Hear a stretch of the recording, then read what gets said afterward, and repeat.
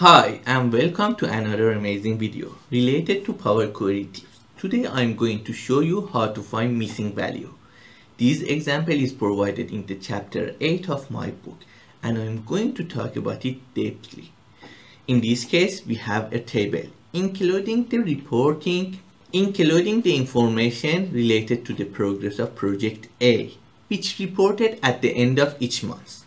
But some dates are missing and I'm going to find that dates in 3 different ways by using merging tables, appending tables, or using list.different.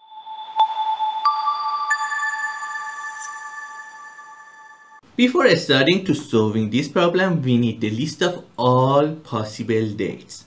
So we need to create a table including the dates related to end of each month in 2023. To do this, let's create a new query and call it list of all dates. Let's say dates. Yeah. To extract the dates related to the end day of each month in 2023, list.transform can be used. This is an amazing function. You can use it to transform any item in a list. So let's write it list transform. Here we have 12 months, so write 1.12, and here we will use transformation function each underscore. Each underscore, let's write 1 dot. Yeah. Each underscore, when you use each underscore, means that do not change any item in this list. But if I write it underscore multiplied by 100, means that multiply any item in this list by 100. Here, instead of doing this, I can say that consider any item here as a month number. So let's write date, year is 2023, month is underscore, and day is 1. See, the result would be the first day of each month in 2023. But we are searching for the last day of each month. To convert this value to last date, the function of date end of month can be used. And see, yeah, all required dates are extracted and we can compare these lists with the reported list and extract those who are missing. But to use this list in a merging command or appending command, we need to convert it to the table. So let's just select 2 tables. Yeah, this is the first table, and for the second table I'm going to use info and merge these two. But you can see that the type of this column is in date, but the type of this column is in type of date and time. So before that, back to the info table, select this column and change type to date. And do the same for this column. Select this one and change it to date. Yeah.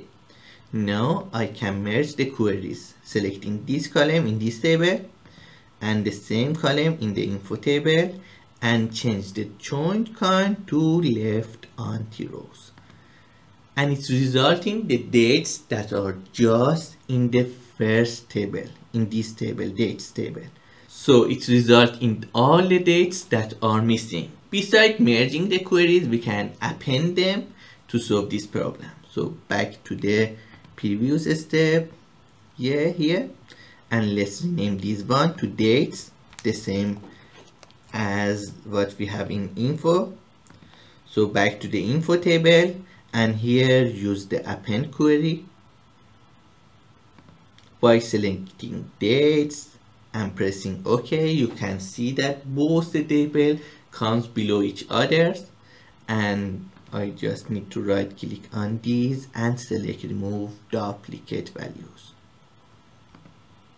Yeah, these are the missing dates, and I can filter the nulls and see the results. Yeah, but besides merging and appending, this problem can be solved using list.difference. Back to the main example by removing these 2 steps.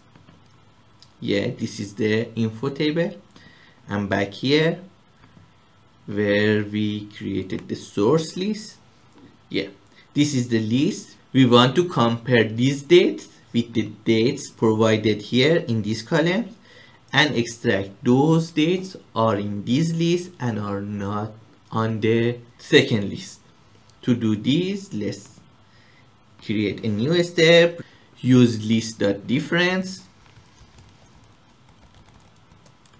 This is the first list and the second one came from the info table, column date.